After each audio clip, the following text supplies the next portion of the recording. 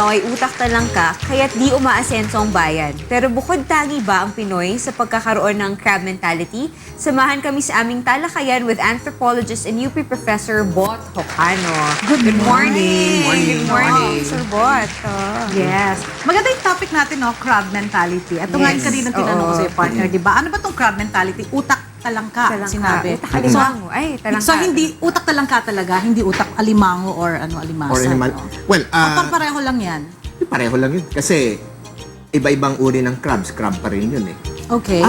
Kaya ginamit lang kasi utak talangka or isip talangka, utak talangka, galing ito dun sa mga komentarista noong 1950s and 60s. Okay. Kaya ano daw, yung inggitan, sintomas daw ng crab mentality, at yan daw yung naghahadlang sa pag-uunlad natin. Okay. Ayun ang ano daw. So, yun, bad attitude ang crab parang mentality. ganon. Tapos yung translation niya sa dun sa mga newspapers at that time, sa mga opinion writers, is crab mentality. Okay. Yan. Saan po ba nagsimula yung ganitong pananaw tungkol sa crab mentality?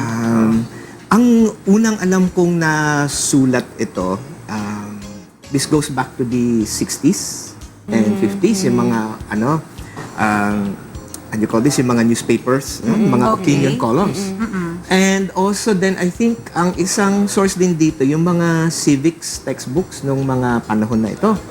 Now, ang idea kasi sa crab mentality is pag may umaangat yung isang tao, hinihilang Hinihilang pababa. niya pababa. Oo. At ang surface observation yan, yung mukha daw yung katulad dun sa mga alimango o kahit mga talangka, pag maobserbahan, pag may gustong tumakas yung isa, edi yung hinihila ng iba nung pababa. Yun daw ang sinasabing crab mentality. Okay. Okay. Oo. So, ang crab mentality po ba ay para sa mga Pinoy lang o kahit anong mga tao? Okay. Has this been observed in other cultures? Kung pag-usapan natin yung tinatawag ng crab mentality or yung sabihin natin na inggitan, yung emotion. Jealousy is jealousy anywhere you go. All cultures have some form of jealousy. Ang tawag naman dito sa wikang English, backstabbing. Tapos pag may mangyari doon sa iyon na masama na kinagugustuhan ng iba, ang tawag doon sa Deutsch or German, Schadenfreude. Yung buti nga sa'yo. Yung mga ganon. But we're not the only ones who have a monopoly on the idea of envy or yung mga and in fact, the term crab mentality is a mistake. Mali ang term na ginagamit doon para sa backstabbing at inggitan. In fact, parang hindi angkop yata yung idea na crab mentality. Ika nga ng father ko, it's a disservice to the crabs. Nakaka-insulto daw sa alimango kasi hindi daw yan yung tunay na nangyayari sa mga alimango. Ano po ba? Ano po ba yung nangyayari talaga? Oo. Okay, ganito yun. Bakit tayo nagkakainggitan? May umaangat. Diba? May aangat. Ngayon, given na nag-a-achieve siya, ang expected na tinuturo nating ideal, di ba? Dapat happy tayo kapag yung kasama natin umaangat. Di ba? Kaso mo, ang problema doon, because we are very social order-oriented society, iniisip natin yung konsepto ng kapwa. No? Lahat tayo we don't live by ourselves or for ourselves. We live in a network of people. Right? So may mga obligation tayo. Let's say na-promote ka, umangat ka. Ano ang nangyayari doon? Kung yun lang ang finocus mo, yung trabaho mo, nag-uumpisa yung intriga, backstabbing, sa mga, lalo na ang mas masakit doon, yung mga galing doon sa dati mong kasama. Pero bakit sila nagkakagano? Kasi umangat ka, pero nakalimutan mo sila. Kaya nagtatampo. Tampo lang siguro, hindi Nagtatampo naman yung yun. kailangan. Oo. Pero kung ikaw naman, magaling ka dito, sensitibo ka sa mga ganitong posisyon, pag umangat ka, naaalala mo pa rin sila, binibiyayaan mo pa rin sila, hindi mo sila kinakalimutan kahit hindi naman kailangan special na pabor, basta't hindi na nakakalimutan. Kahit man lang babatiin mo. Ang laking bagay pa rin yun. Dan tutuloy, ibig sabihin, tuloy pa rin ang relasyon nyo, tuloy pa rin ang pagsamahan nyo. Walang iwanan, ika nga. So, hindi mo iniiwan. Okay. Kasama rin po ba sa crab mentality yung halimbawa, kunyari, kaharap ko si Jerry ngayon, naganda ni Jerry, ang talitalino. Tapos, pagtalikod ko na, hindi naman maganda yun. Kasama ba sa crab mentality? Iba naman yun, plastikan na yun. Okay. Hindi kasi, Okay, sige po. sorry, kasi pag kung na-promote ka sa mas mataas na position, parang hindi mo na siya masyadong nakakausap o Pinansin. Parang nakapansin. dineded mo muna ako. Yun, siguro naman, ikaw, let's say in fairness naman, ang busy-busy mo, no? Ang dami mong responsibilidad. Di, magtatampo ka.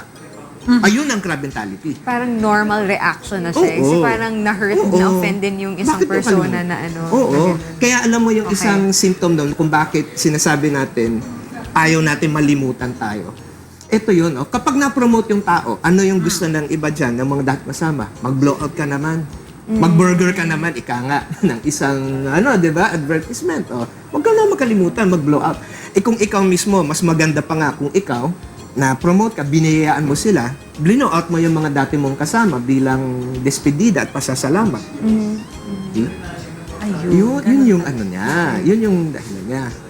May isa pang halimbawa. Ito yung pinag-aralan ng tatay ko, yung mga corporate cultures, yung corporation. Bakit daw kapag ikaw ay nabansagan, employee of the month, parang ano siya, yung kiss of death nga, ika nga, siguradong sa susunod na buwan, ano ka, bagsak ang performance Bagsak ka, rating mo. oo. Ayun, ito yung masaya doon. Bakit nga ba? Bakit nga ba Kasi, ganun? Oo. kapag ikaw ay na-employee of the month, naiinis din yung mga ka-team mo, yung mga kasama mo dati kasi, paano kami? Tinulungan namin yan.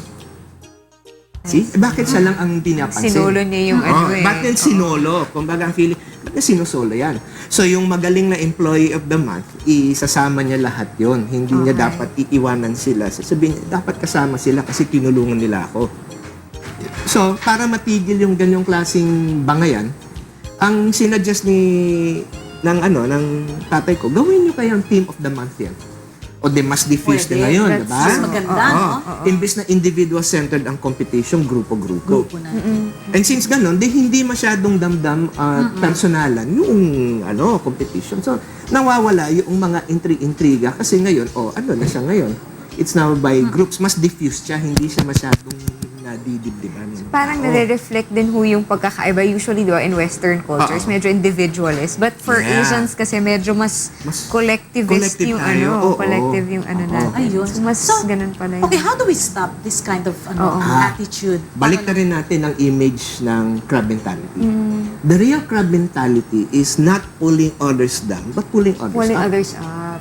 Kasi halimbawa, makita mo doon yung mga sa lababo o yung doon sa balde, aangat yung isang alimang, kumakapit yung iba. Diba? Okay. Ang metaphor doon, ang sapat na metaphor doon, hindi yung, hindi ka pwedeng umangat kung hindi kami umangat. Kung hindi, wag mo kaming kalimutan. Kalimutan. So, isama mo kami.